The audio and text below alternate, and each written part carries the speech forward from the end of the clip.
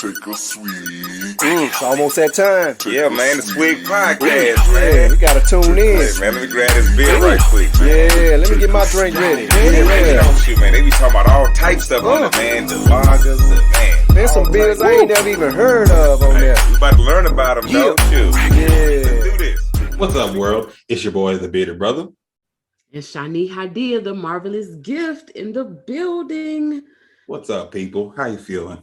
Man, so, I'm excited about today's episode. We are always looking for ways to bring together Black people and craft beer. Yes.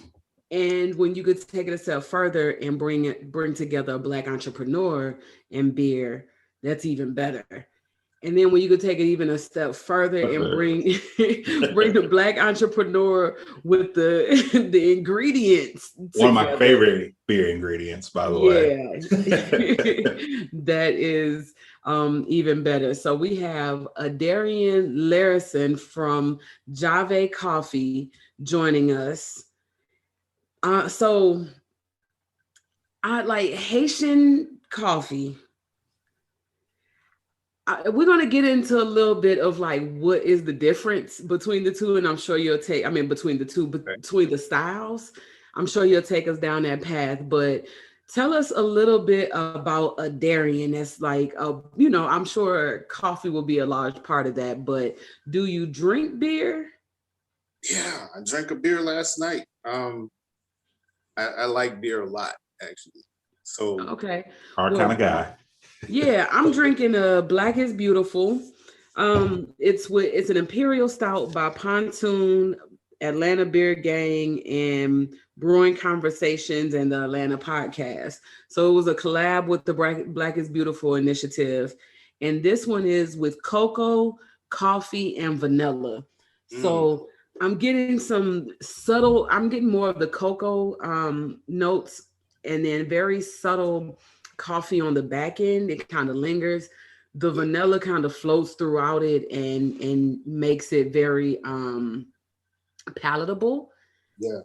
And so I picked this one up, of course, because it had coffee in it. And I just wanted, as you are taking us down your journey of who Adarian is, I wanted to be able to chime in, and Kramer and I be able to chime in and kind of talk about how some of that relates to beer and the flavors and notes you get when you're drinking beer that is brewed with coffee, or ones that have grains roasted to where you get coffee notes from it. Okay, that's cool. Yeah, so Black is Beautiful is one of my faves. I really like that one. It's got a nice consistency to it.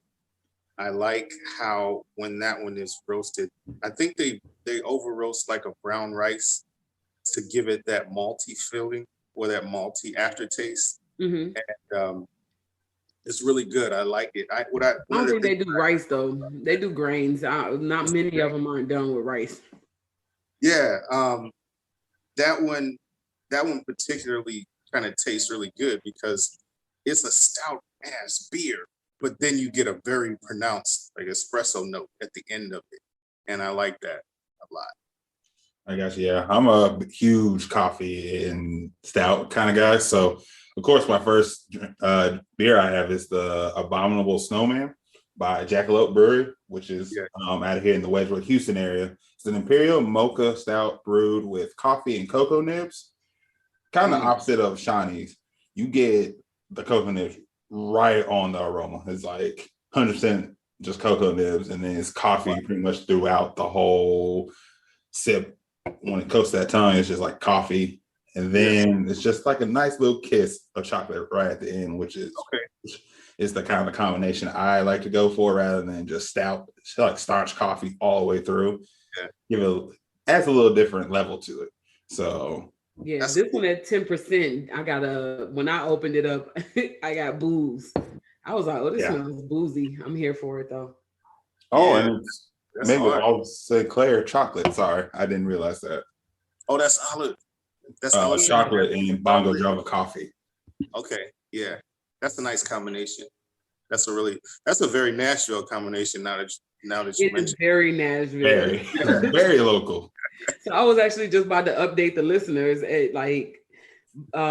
Bongo Coffee is, I don't know if it's a native of Nashville, but it's prevalent here. And then Olive and Sinclair is a local chocolate company that really specializes in like dark chocolates.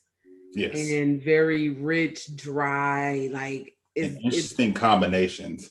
Yes, definitely different combinations. So I don't really recall getting any milk chocolate from there. I don't think they make that, but the dark chocolate is very good with the sea salt. And they partner with different businesses in the area. And oftentimes those collabs, I haven't had a bad collab. I'll say that. Never. Yeah, that's cool. So it's interesting that you mentioned the sea salt note too, because sea salt is one of those things that when it's added as an ingredient in coffee, it really highlights the middle and the top note.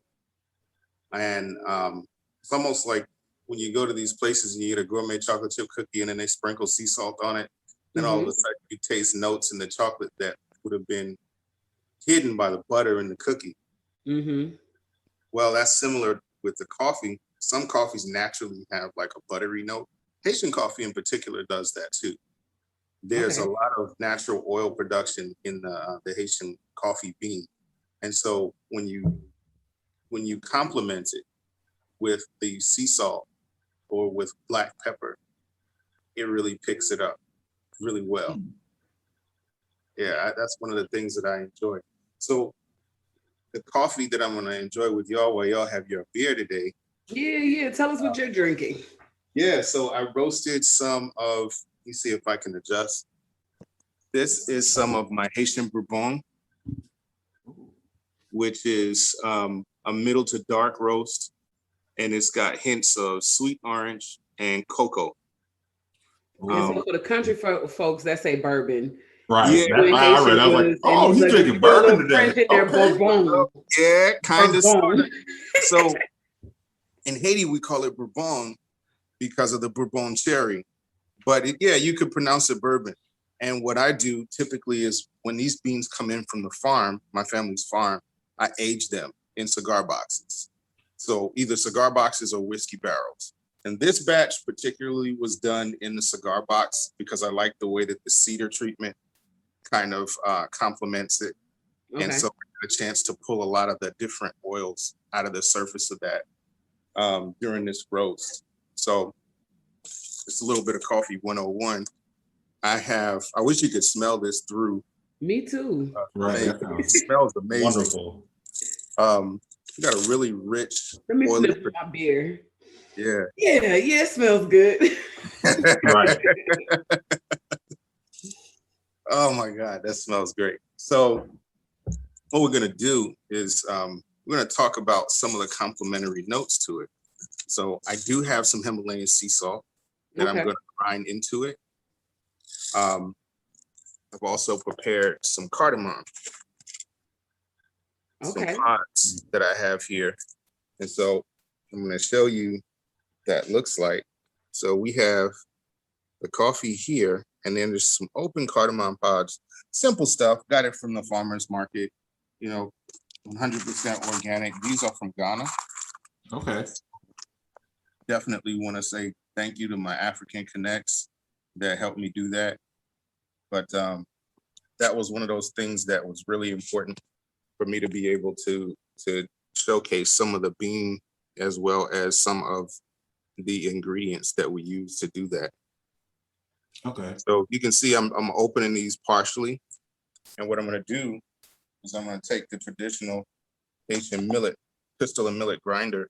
You've seen one of these maybe like Big Mama and them usually have these in the South, but in Haiti, the grandparents and the old folks always get one. They give you one. I need so one I'm gonna take a few of these. I do. Just a few pods, and I'll even put the husk in there too. Okay. And it's not like it's going into the coffee, so just different. Well, I'm gonna do that. The sound you hear is coffee beans being poured into, what is this thing called again? Yeah, it's a pistol and mortar. Pistol and mortar. There we go. I'd be like a muddler. Well, you know what? Thank Some you, people do Adrian. call it a muddler. This one is handmade and it's from Haiti. I got this one from a family member a while back. So what we do is we take this pistol, which is, and you this. Get in And so there, get in there. yeah, I mean, really get in there, Right. roll it, and break some of these pods down, and that creates a definite aromatic experience because the aromas, they're not subtle at all. So when you get into this, you start really appreciating some of the top note on the coffee, which is the charred sweet orange, and then it will finish a little bit smoky and earthy with the cocoa. So yeah, that's where the fun starts. That's where the fun starts.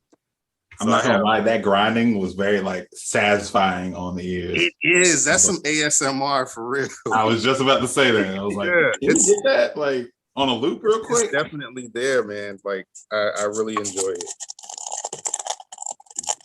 Yeah, that definitely qualifies.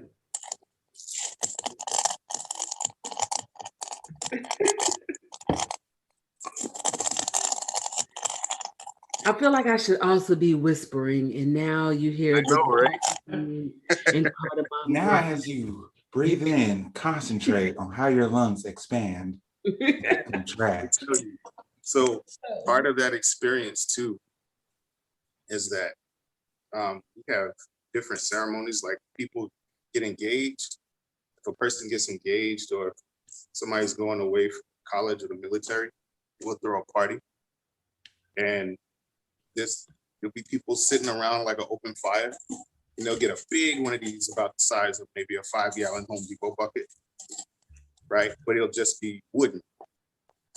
And we'll do this. We'll sit there and talk and catch up and grind it out. And when it's done, we make it the traditional way for everybody to share. So we pour it into different cups. Gotcha. Yeah. As satisfying as that is, yeah. That's a vibe unto itself. Just be present when that happens. Because, it's yet again another one of those things that bridges opportunities for community. And that's what we have. So you mentioned your family's farm. So did you grow up in coffee? Is this something that came about, in recently? How did you get into it? So I grew up here in the States. I grew up here in the United States, but my father is from Haiti. He immigrated to New York City in the late 60s as a political refugee, him and his family. And so coffee is something that they did, agriculture is something that they did very heavily back in Haiti. So fast forward, they got here and had the American Black experience. I go to college at Tennessee State University, go off and get a good job, right? And one of the things that I do very quickly is realize, okay, this ain't for me. I want to connect. Real. After all the sacrifice and after all of this time and energy and attention, I wanted to reconnect to my Haitian roots. And so that's what I did. I went on a sojourn. I left corporate America after 8 years. And I left. I cashed out my 401k and I went to Haiti and a couple of other places to learn coffee. I literally went to coffee school for a while. Okay. And a whole school. Yeah, Coffee Science Institute in Northern California. Also took some courses in food science and fermentation science as well. And so I got really well versed in the world of coffee and came back and rediscovered the people who were my family on the farm. So with their blessing, I was able to reinvest into the farm, make some capital purchases, and basically flip the farm. Okay. Flip the farm. So it's a 64-acre family farm that was once much bigger than that, but we've been able to revitalize that and turn it into a lucrative business for the last 5 years. Okay. So yeah, I didn't start off in coffee. Although you could say coffee's in my blood, I rediscovered coffee. Okay, that makes sense. Yeah. Word. It's funny going into corporate America and getting there and going through the traditional way of quote unquote, this is how you are, this is the path you're supposed to take. Yeah. Take that path and you get there and it's like, this is nothing that you expect. Yeah, they told you a bunch of lies about corporate America and the culture and the politics within it. I'm the same way. Like I grew up around entrepreneurship. And now I'm like really, I guess, like you said, rediscovering that world and really try to like focus in on that. Because I've noticed, I want to say I'm not a bad employee or a bad worker. I just know I need to be an employee for myself and work for myself. That's a really intricate point. As beer as well as coffee connects people around the world, what we'll realize is that a lot of people are not very satisfied with their jobs. So when your job is in something like beer or coffee, it offers a level of satisfaction that's not offered to a lot of people. It's not, it's a luxury to a lot of people, but it's a given for you because you're in passion. Yeah. And so that's where I'm at. I enjoy it very much. And I wouldn't trade it. I think that I would probably do it a little differently had I made some other choices to get ready for that type of jump. I think I would have counted my steps a little differently, but I still would have done it. Oh, I agree with you. I'm the exact same idea. I was like, if I can go back 10 years with the information I have now, it'd been a different ball game. Yeah. So what I'm gonna do? It's definitely about learning how to, you got to reach back and just help the next generation not jump off the porch in the same way. It's like, it's okay to walk down the steps. It's so okay to walk down the steps. You got to jump off the porch, walk down the steps, even if you want to skip a step. Right. Hit a step or two, Yeah. Take your time. Like figure it out fully before you just kind of go in, quote unquote, blind. While we're talking, y'all, I'm about to introduce the sea salt into this. Okay. And I have the grinder, the dry spice grinder here. And so I have a rock of sea salt in it that I'm about to grind up. So I'm going to go on mute momentarily so there's not a lot of space, but then I'll come off of it. Okay, cool. So while he's grinding that up, Kramer, you mentioned that coffee is one of your favorite flavors in beer. Of course, we know it's the stout. Like, do you have a favorite stout that has just that strong coffee note? Yeah, actually, I'm gonna throw a lot of people off with the selection of my favorite coffee beer. New Heights, shout out to New Heights, the team over there. They have a cream ale called Coffee and Cream. Yeah. And if they don't tell you it's not coffee in it, it does not look like it will have like not even like the slightest aroma of coffee, but it's like it's a very the whole experience. Coffee beer, yeah. That's not a stout, and it's so good. It's smooth. It's not overpowering.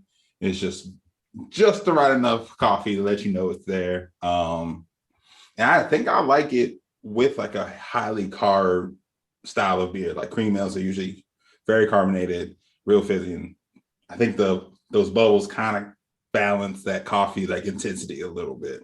So I really enjoy drinking that, especially in the warmer months. Mm-hmm. My favorite coffee stout. Ooh, that's tough. Oh, no, man. But you gave us a good answer though on that one. I can't say I have it doesn't stand out like that, as far as a good beer or a favorite beer or anything like that. But at various artists, I had a stout, and it was just a more traditional, kind of borderline on like Russian imperial stout, but I just know the one very you're talking about. classic, just very clean, just coffee notes with like some underlying chocolate notes, just more of your traditional stouts. Because a lot of stouts nowadays, you have so much that they play with it so much, and you have so many varieties, and it's fun. But when you just get a more traditional stout that's kind of true to style, and it hit those coffee notes, those flavors come through, Mm-hmm. though I'm like, it takes me back to like me not liking stouts and then appreciating what a stout is. A So it well take me back brewed to that stout. moment where I was like, I had them before, and it's like, eh. And then having them again, Yeah. and it's like, wait, okay, I'm tasting this in a whole different aspect. So it's like at one point I ain't like it. It's so, and it's That's funny. It's fair. like I didn't even like this shit. And now I'm like, oh man, this traditional, no lactose in it, no, I think extra. with all those adjuncts, sometimes people overdo it. So you like can go Yeah. back and appreciate like, okay, all these adjuncts have been done wrong. Let me just pump the brakes. And this is Let just me also try. just off of grains, right? So it was, Right. yeah, and the grains just roasted perfectly, and that's when you get those coffee notes. So that is, yeah, I enjoyed that. They also had a really good West Coast IPA. Y'all know I'm a big Various Artists fan, but traditional West Coast IPA that like dank, just crisp, Mhm. not a malty West Coast IPA, but just a nice old school West. I was like, oh yeah, this is Got a good. little crunch to it. Yeah, I'm waiting for the summertime where I can be out there to live and die in LA. Going real West Coast with it. Right. No, yeah. That various artists have some very good So IPAs. Adarian is like, he got the camera in the YouTube. Y'all gonna love this one. Right. I feel like we're in chemistry class right now. Yeah, if you're listening to this episode, and I might throw in a disclaimer on the front end. If you're listening to this episode on the podcast app, you might want to go to YouTube because there's visuals that go with this. Now, I happen to look a little cute, and I was sitting out in the sun, so my skin is glistening. My color is coming in nicely, There you go. But the coffee is the main thing. The coffee beans and the process is really a part of the show for sure. Mm. I'm about to switch to. I think I'm about to switch to something lighter. I wanted to make sure I got in a coffee stout kind of on the front end, I got you. Yeah.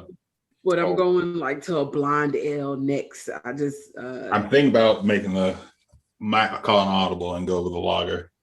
Okay, y'all, I'm still back. I'm back with it.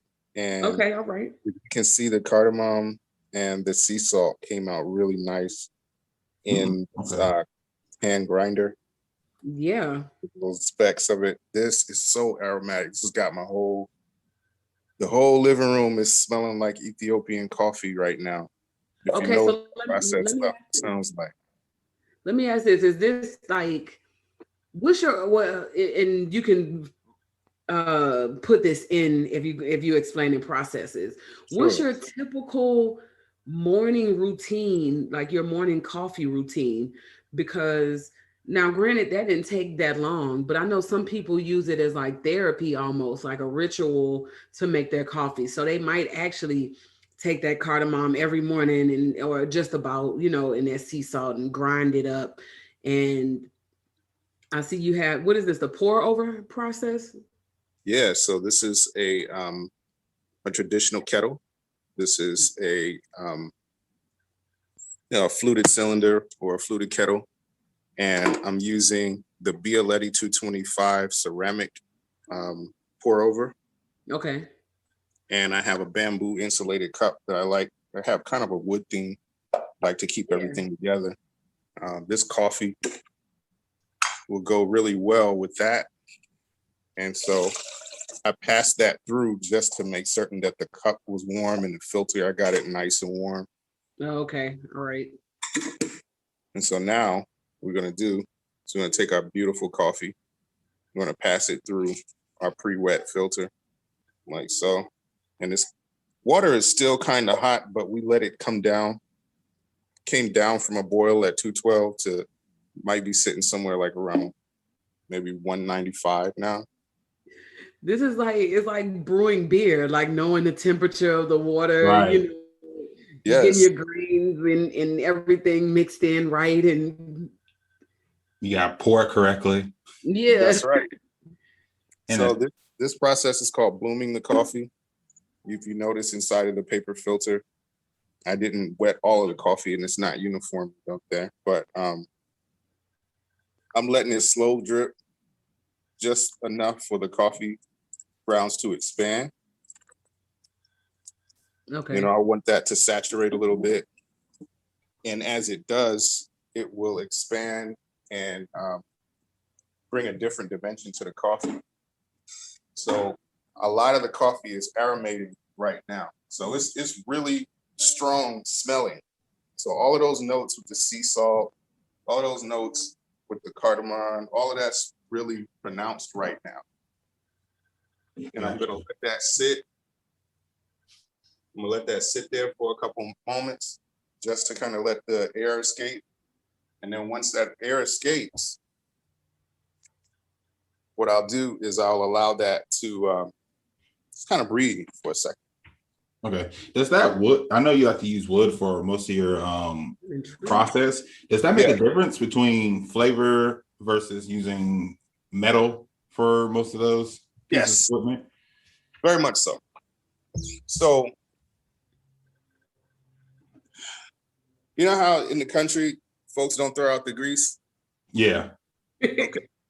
Yeah. So the wood carries a lot more of it.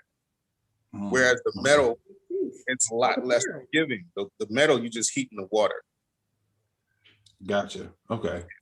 It's like barrel aging something, you know what I'm saying? Like when you put the alcohol in the barrel, you're getting the notes of the wood and everything that's coming through. It's a little something like that. I love it. It's just interesting that as he's going through his process, I'm like, this is very beer, you know. Very beer oriented. I was thinking the same thing. That's what I was going for, because when I met you guys, that's what made it stick. And just let everybody know, we met Adarian at Living Waters here, brewery and coffee shop here in Nashville. So Living Waters, they open up at 8:00. You can go and get coffee, or if you like me, you get coffee beer. They have, you know, they're known for their stouts, the coffee notes and all of that comes through. They use some coffee to brew their beers, and I'm sure some of it comes with grains. I feel like we need to have them on to kind of discuss their process, especially with those being so into coffee. And we saw a Black person in a brewery, and it was like, well, what are you doing here? Well, this is what we're doing here. And then, you know, it's like, well, we would love to have you on the podcast and talk about it. We will also love for breweries, if y'all are listening, to partner with Javae Coffee. I think that would be a dope process. Call Swig and we'd love, you know, a nice collab beer, a good stout. We're here for it. Oh, you know what? I saw you partner. You have some stuff with Guidance, but we'll go into that. What were you? That's going really well, by the way. Great. Yeah. Put that in a Guidance barrel. Javae Coffee beer in a Guidance barrel. It's Black Nashville. It's amazing. Yeah. It's amazing. All right, so our water is up to temperature, and the coffee has kind of shifted in the brew basket or the pass-through. So I want to show you what that looks like. And the reason that I'm doing so is to let you know that once the coffee is fully extracted, the color will change, right? So what I'm looking for is something that's going to look real mahogany in the cup. But when I pour this over, you'll notice that it gets very frothy. Mhm. Like it gets brown like that. And the browner it is, the more you're going to get as an extraction. And as it starts to get released, that foam will gradually turn white like suds. And This so is if you can catch that, just the subtlety, there's a lot of vapor coming off, which smells absolutely amazing. So this is an entire experience, to answer your earlier question, this is my morning routine. I do this every morning. I'm here for it. I have set up my life in such a way that I can take my deliberate time making excellent coffee. So for me, it's not a rush thing. People ask us all the time, do we do Keurigs? Do we do K-Cups? Yeah, I'll sell you some if that's what you want to do, but you'd be rushing it. And a lot of that process that's so beautiful and relaxing, you'd be cheating yourself from that experience. yeah. See, this is the type of coffee experience that I enjoy. Yeah. Like I don't, I probably drink like a cup a month or something like that. If it's Keurigs or something like that, I don't necessarily I don't look for coffee, but every so often I got a taste for it. But I'd much rather go to a coffee shop and have a conversation about the type of coffee, the flavors, like why they think I should drink this style, and Right. I like to experience things rather than just drinking them. Yeah. I drink coffee every day, but I definitely don't have the same level of appreciation as I do for like beer. Oh, I'm man. just not as well versed in coffee and beer. So like if it's ground and it tastes good, like I have Folgers. So, but like I appreciate when people, someone like you, Adarian, come in and be like, this is what you want to look for in coffee. This is how you know this is high quality versus trash. So, but that leads me into my next question. Is like, how can regular people like me can like look at coffee and be like, okay, I don't think I want that one because that doesn't look a certain way versus this one. What are some like tricks I can use for myself? Oh, no doubt. So first things first, know who you're buying from. That's a big one. Okay. Nestle is the largest corporation in the world that distributes coffee, and they own a lot of different brands, but they are not really, they're not very transparent or very kind to the farmers. They do their due diligence in certain areas when they know that they're being watched, but for them to be as big as they are and to consume as much as they do, not just them, but other companies too. Yeah. Globally, what happens is you're buying from other buyers. And anytime a buyer is buying from a buyer, your the quality is going to diminish. It's going to diminish rapidly. It's getting stepped on like it's some cocaine. Yeah, stepped on. Yeah, a lot of stuff is stepped on, and mainly it's because buyers are always going to be motivated by the cheaper price and not necessarily what's best for the consumer. So by the time the coffee gets to you, it's been cut, it's been aged, it might be sitting at dock or in a warehouse for a year and a half. And, Nashville, believe it or not, is a historic coffee town. The Maxwell House empire is from Nashville, Tennessee, the whole Belmont area. But I'm wondering where the Maxwell House, because I almost had to book it for someone. I almost booked that hotel, and I was like, "Is this related to Maxwell House Coffee? What's the story behind it?" So I know there was a big fire that destroyed it the first time. I think like that messed up its history from that point on. Yeah, a little bit. So the Maxwell family, the same family who owns the historic Cheekwood plantation, it's the same family. They owned a contract with the U.S. government to do coffee for GIs during World War I and World War II. And so they had enough money to be able to import coffee from different parts of Africa and Central America. And they were based in Nashville, Tennessee. Nashville was a big part of that experience and that time. So there was two companies. There was Maxwell House, and then there was another one called American Standard. American Standard Coffee was located on Hyman Street behind, oh gosh, what is that? Not too far from Tennessee State University. Okay. Next to the manor. Can't recall what the name of that manor is right now. But historically, Nashville has definitely been a big part of distribution of coffee around the world. But I say that to say those companies, some of those companies still exist, and they're so big that they don't really, it's not really in their best interest to compensate the farmers. Of course. So know where you're getting it from. Direct trade is best. If you can't do direct trade, do fair trade. Your difference between the two is just this simple. Direct trade is like buying something homemade. You know who bought it. You know who made it. That the person that you're dealing with is the person that went through that process. It's direct. That's how my business operates. That's our business model. It's my family farm. It's my personal investment.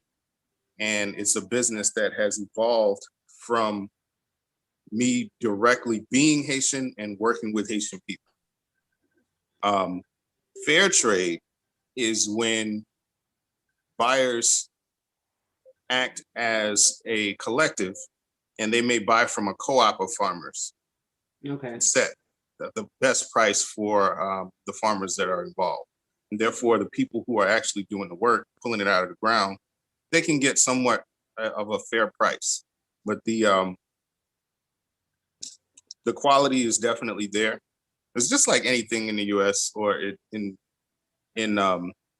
specialty foods. If you slap the words natural or organic on it, you expect, as a consumer, you expect there to be a little bit better quality than just an industrially produced commodity that you might be consuming. Right. So if you want to get a better experience or a better quality product, look for direct trade, look for fair trade, and the quality is just a lot better. It would be the difference between a cheap beer versus a craft beer. Gotcha. And now see, when you equate it like that, people really start to understand. Yeah.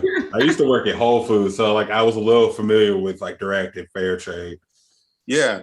Whole Foods likes to promote that that they do everything pretty much fair trade at the very minimum when it comes to coffee, and they try to take their ingredients list very seriously. So I was a little bit familiar with that because there's a couple places. I can't think of the name right now. I don't want to get too stuck on it, but they had a few that were fair trade and some direct trade. So, and I had those, and that was some of the best coffee I had, even to the point where I didn't need cream or sugar in it. I could just drink it. So that brings me to another point. When coffee is roasted correctly, you get notes in it that are basically not cooked out. They're not burnt out. The coffee that you buy at the store has probably been sitting on the shelf for a while, and it was over roasted to be strong for a long, a later point in time. But when something is fresh, it doesn't taste like that. It's not acidic. It doesn't bite. It doesn't leave a bitter aftertaste. Instead, what you get is akin to maybe chewing on some sunflower seeds. You know that taste that you get, that woodsy, earthy taste? Yeah. That's what's naturally occurring in the coffee. And in some cases, depending on how long that coffee was fermented, it can be sweet. So you don't need sugar. Okay. And you can add it, because I can't tell people what to taste. But, speaking of, I think the coffee's ready. When you have quality things, I know when I have a good fresh tea, oh yeah, I don't have to add anything. If I do some Lipton and I'm dipping the tea bag in my cup, I'm like, where is the honey? Where is the sugar? Or agave in that tea. But if I want to go English style, but if I have some good tea and the flavors are there, it's fresh, I don't need anything in it, and I'm gonna enjoy it. So I understand where you're coming from with the coffee, and I can do some black coffee if it, but I haven't had that experience where I'm given like almost like a coffee flight or a different taste of coffee. Yeah. Mhm. You know, I want to go to like I don't know, somewhere that makes where I guess Haiti, hell. Yeah, There's I some mean, roasters in the city, but I don't know how Haiti is like that. well manufactured their beans are. Haiti is like that. I want to give you all a visual for what this Okay. looks like once it's. So you mentioned that black coffee has a taste or has a profile, etc. And I want to show you something that may surprise you. So when coffee is done the correct way, a lot of times it's not black. So it's beautiful. It can be mahogany, it can be gold, it can be brown, because it wasn't roasted to death. It wasn't Right. over roasted. So that, Ooh. if you notice, Yeah, it has a nice little hue to it. It's not just I mean, It's not cloudy at all. It's just not at all. hard to see through because it's dark. But like you can tell it's like untampered with, I guess. That's not the word I want to use, but we're gonna go with that one. Let's go with it. Yeah, I mean, it's cool. If you notice, you can kind of see through the glass decanter or yeah. the pitcher. So what we're gonna do is we're gonna start to enjoy some of this. I'm gonna actually put some of this work to rest. Got to. And so that's kind of a clearer picture against the metal inside of the cup. But yeah, that's what we're gonna do. We're gonna drink it. And this is 100% organic, direct trade Haitian coffee from Javae Coffee. There we go. Love it. And for like Haitian coffee, I don't see it a lot in stores. So like, is it just not like I don't want to say like not popular, but like, isn't just not a sought after type of coffee style in America? So you see Ethiopian, you see like predominantly, yeah, like Ethiopian. I don't see a lot of Haitian. So is that just a matter of Haiti's like not really distributing, or is it just people aren't looking for Haitian coffee like that? Yes and no. Yes. It's both. So firstly, Haiti is single-handedly responsible for the coffee crops in Bolivia, Belize, Brazil, because the island of Hispaniola, the original colony, was where the coffee was brought from Yemen. Gotcha. In the mid 1500s, late 1400s by pirates. Take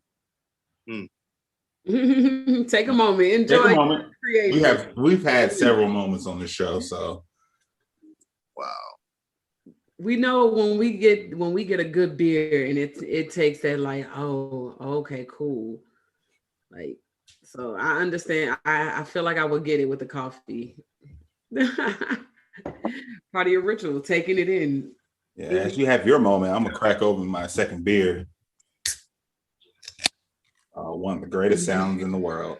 Man, Yeah, so cheers to y'all, man. Thank you. Thanks for the great invite. This is Of course.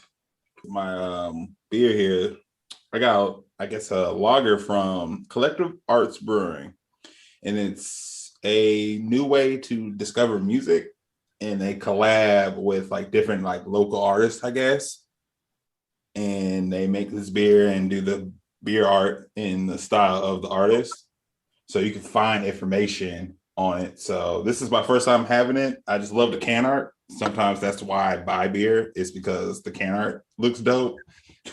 Like, but also it's gotten me in trouble a couple times.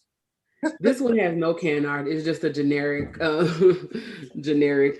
label with a couple of their beers. But this one is called Fresh Start, and it's from Brewing side of Kansas City. And It's giving me kind of not mimosa vibes, champagne vibes. Mm. Which is more of what my mimosas taste like. Less orange, more Right. champagne. With a drop of But juice. very crisp, very clean. It does have this interesting sweetness on the back end that I'm trying to. It almost tastes like a diet beer. Interesting. It's just like what is that? Sweet and low or equal? Like that kind of fake sugary taste. Oh, yeah. That artificial sugar. Artificial sugar, yeah. Taste to it. There has like that. So on the front end, it's good, but that finish is like I'm drinking a diet beer. So if it was a little crisper and like take that sweetness all the way out, or maybe drier, I'll say that. If it was a little drier, it would be right up my alley. But I would not mind starting my morning with this after a long night because it got the bubbles. It's got that carbonation that kind of gets you that early morning burp after you had a long night. So Gotcha. I can see that. I can see the fresh start. It's Bird. yeah, that morning, hey, you'd be like, "Am I gonna throw up?" Oh, okay, that was just a burp. I'm The good. bird. Thank Yeah. God. I feel you on that. Yeah, this lager is on point. It's very traditional. Like there's no frills about it. It's got that like crisp breadiness. It feels like it has like a little bit of an orangey kind of taste to it, but it's like very faint. But overall, it's got that nice like texture crunchiness like a lager has. It's clean. It's got a little bit of breadiness, but nothing overbearing. So this is good to drink at any point in the day. Yeah. For brunch, for during at a day party, this is probably like perfect if you don't want anything too far on one end of the spectrum. If you don't want the hot burn of a West Coast IPA, or you don't want the deep dark chocolatiness of a stout, lagers. I feel like lagers and pilsners feel like sit right in the middle. You get a little bit of either side depending on who brews what and who you get. But this is giving me cider vibes.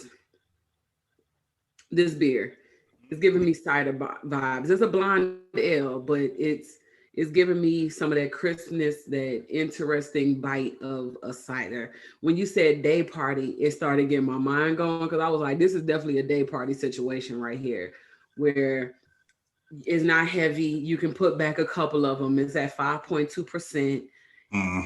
It's a good time, but it's not, you can be for a long time and not just a good time. I'll say that. yes. I'm sitting at 4.9%. So this is definitely like sessionable. You can have 3 or 4 before you really start to feel the weight of it. Yeah. I definitely take a couple shots with it too. Okay. It'd be good to chase some shots, knock that edge right off of them. So, talking about alcohol and beer, sometimes what we do, notice that this one is the bourbon. mm-hmm. Sometimes we'll actually we'll make this into a ice ball. Ooh, okay. Or make it as a cold brew and then do it as an ice ball. And then pour either some Four Roses or some Guidance. Yeah, something similar. Guidance. Which one? Guidance? Yeah. Oh, yeah, Guidance. They're whiskey, not a bourbon, but Four Roses is bourbon. But we have a couple of cocktails that we do specifically with Guidance, and they're awesome. Yeah, tell us about those. I want to know about those because I'm a big Guidance. Jason is, the greatest Jason. Oh yeah. So That's what we do. Thank you for the plug because we did do what our take on a Panther, which is a deeply concentrated cold brew. Like this is the New Orleans method for making cold brew, 24 hours steep with the Guidance coffee. And then we added a shot of Guidance in it and some rosemary, just a couple of sprigs of toasted rosemary to it. Not toasted. Yeah. Oh man. Yeah. So where can people pick up something like that? Where I am people. Right. I am people. You can definitely definitely go to Javae.coffee.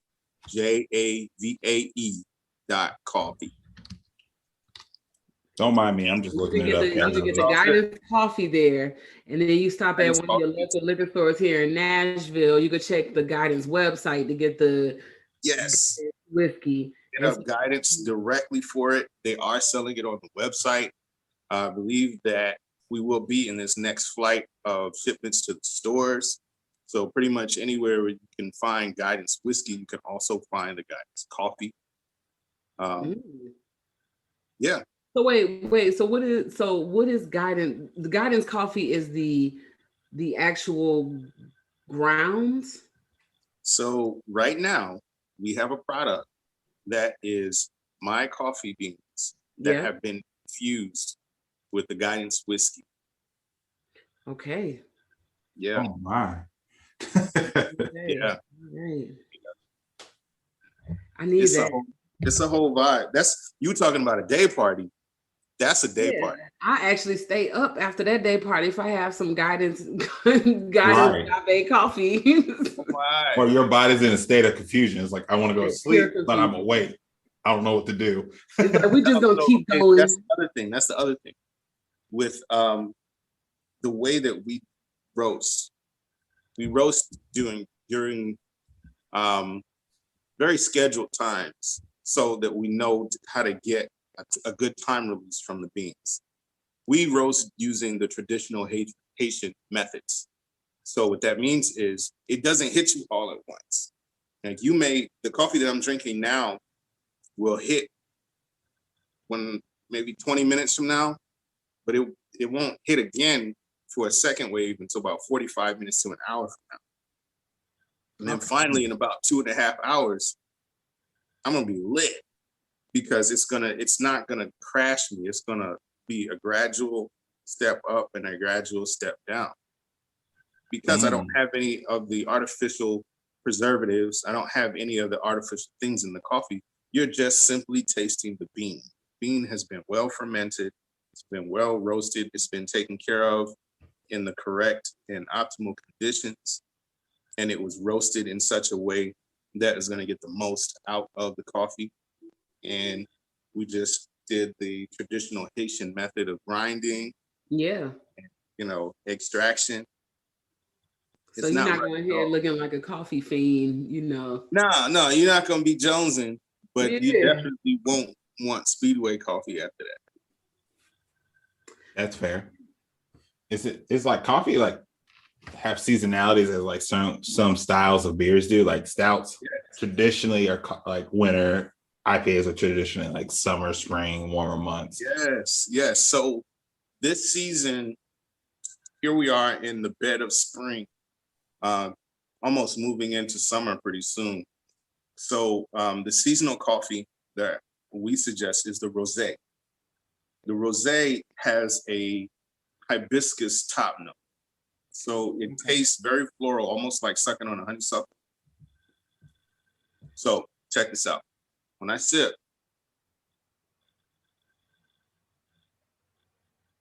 the first note is that air that you breathe in that's on the roof or the palate of your mouth the moment you draw breath in. And that top note is everything. It's an entire foodgasm experience because that's the first one that hits your nose, right? That's what it hits all of that. It hits the olfactory, it hits the tip of the tongue. That flavor actually hitting your mouth, and it's like, oh, okay. This is what we're doing. Got it. This is where we are. The middle note hits so hard that the middle note is almost like sucking on the Jolly Rancher because you catch the sweet note from the berry, the coffee berry. Okay. Yeah. Notice I haven't put any sugar in this whatsoever. Yeah. The only thing I did as an additive was the cardamom, which is pulling out the base note, and I'll talk about that in a minute. And then the sea salt, which is enhancing the middle and the top note. Okay. I mean, it's like how beer hits your tongue on the front end. You get one, when it coats your tongue and it's going down, but then the finish gives you something else. Yeah. Yeah. I mean, Even the aroma sometimes can throw your taste off a little bit. Yeah, it can, or it can enhance it. or It can- enhance. So that's part of the experience that we did earlier when we were doing the pour over with the with the Pyrex or with the Bialetti. And one of the things that I did was we let the coffee bloom. Remember that? We wet it a little bit and let it expand because we want to let a lot of those sugars get released into the coffee. Now, had I just done that in a hurry, like your automatic drip machine does at work, where you put it in there and then just drops all of that, you'd get none of the middle note, none of the top note. All you get is the bottom note. And the bottom note on this one tastes like, some people describe it differently based on what your taste profile is. Yeah. Some people describe it as s'mores. Some people describe it as woodsy. As a cigar smoker, I can tell you that this one is a lot more,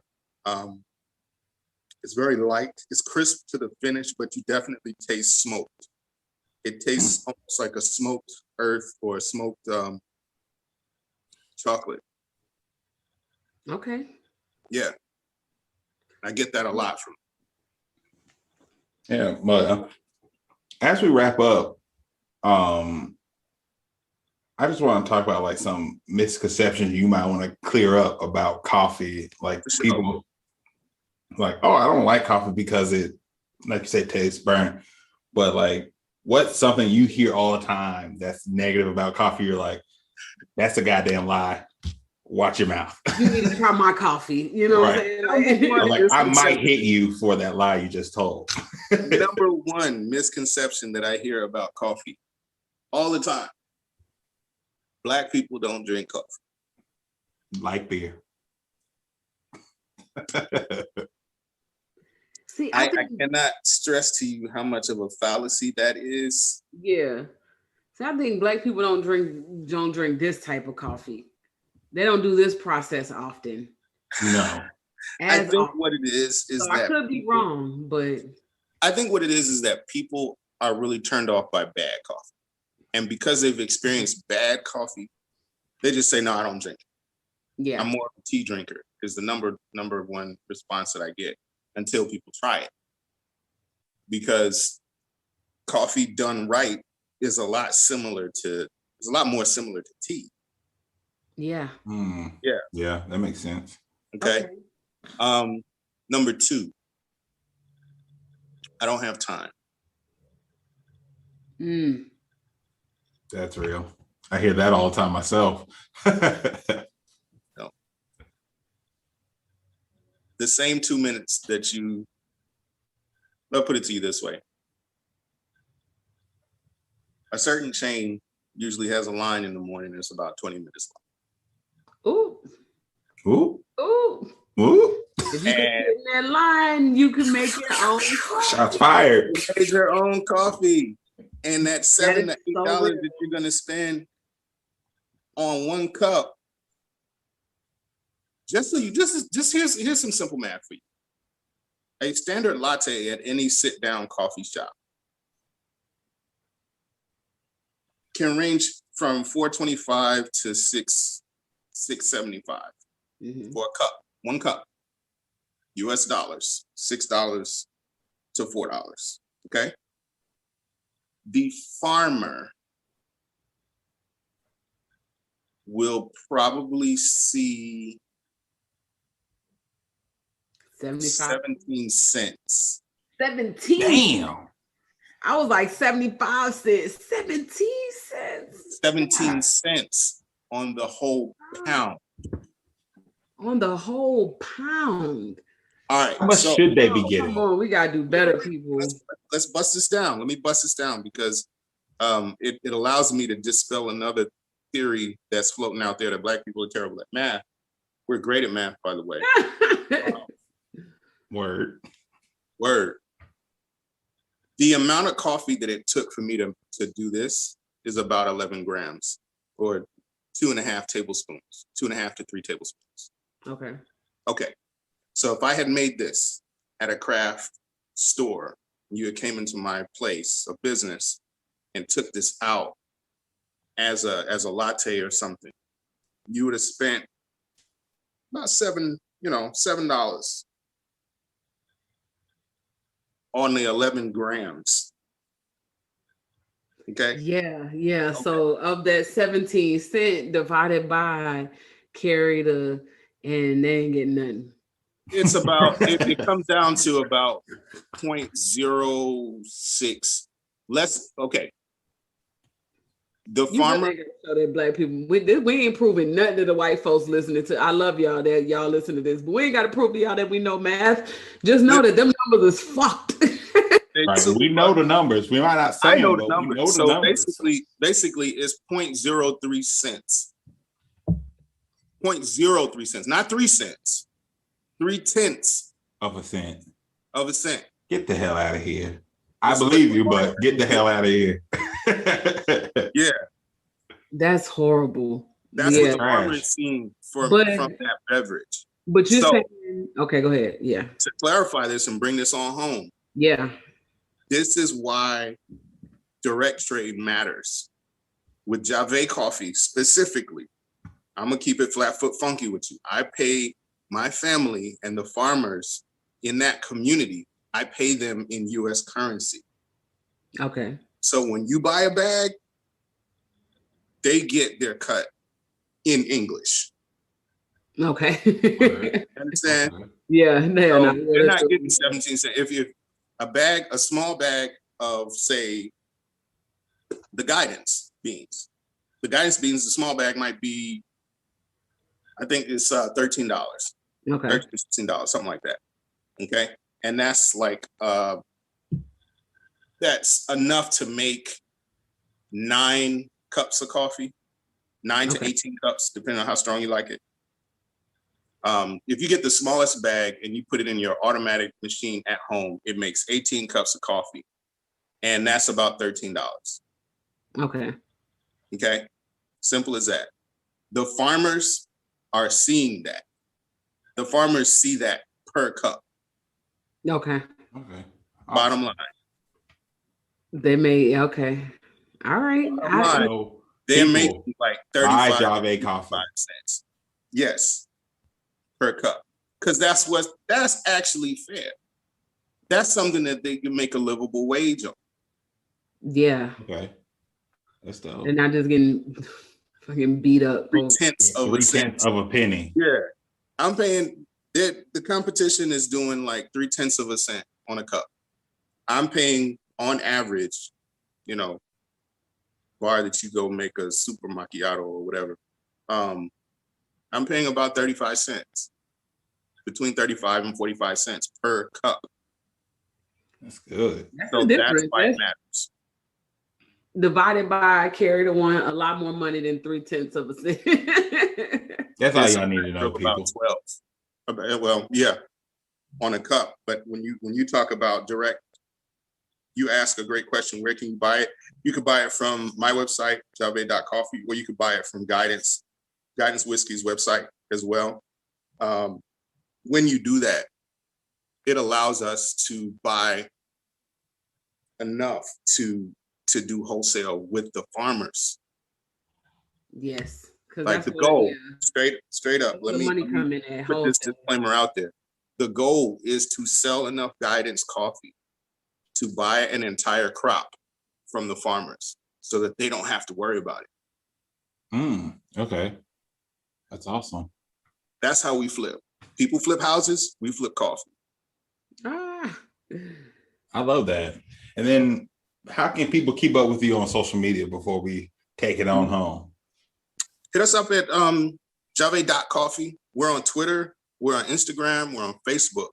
The same handle, Javae Coffee. So either Javae.coffee, and that's JAVAE.coffee, or Javae Coffee, all ran together. Perfect. And of course, people, you can catch the Swig at the Swig Podcast on Instagram. You can find us on Podbean, Spotify, your favorite platforms to listen to us. If you want to follow us individually, you know me as the Bearded Brother. So you can just follow me on Instagram and all that good stuff. Check out my website. And Shawnee, how can they keep up with your tomfoolery? The Black Beer Experience. Holla at your guala. I like that. The Black Beer Experience on all social media. It's different on Twitter, but I ain't really on Twitter. So if y'all want me on Twitter, just hit me up on IG. We'll see. Been trying to get my life. I'm just on Twitter. I be creeping on people's tweets and stuff and see what's going on in the world. I've been trying to get my life out there, but it ain't really popping. But Adarian, we want to thank you for coming on and walking us through the coffee process, man. Like I wish I was in person and able to get the aromas and taste it, but speaking of, I'm about to send some of this to y'all. Bet. Yes, please. Yeah, you're getting some of today's batch from the podcast. And so that brings me to the last point. I'm going to give you enough to share. So let's do some giveaways. Get some folks to follow, share, and repeat, and hopefully I would love to see maybe a giveaway for a bag of what we produced today on the podcast so that people can, enter to a chance to win it. Shawnee, we might have to do a homebrew with his coffee. We try to figure out something with our boy Justin, make something happen.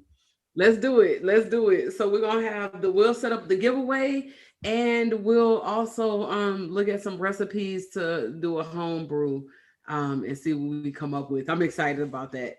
And this is gonna be fun.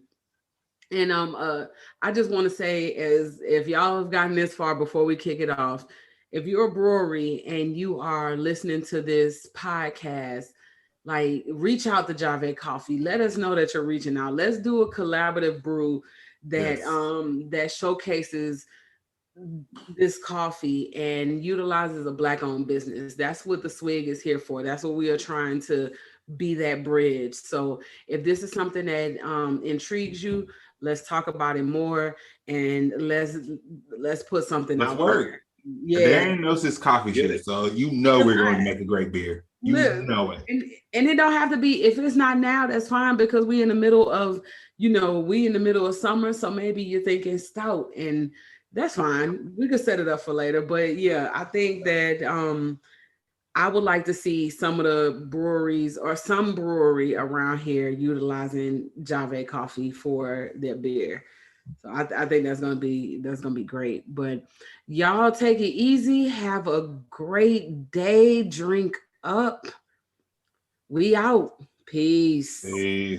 And power. Lift your glass to the Swig podcast and keep toasting. Take a swig. Take a swig. Yeah.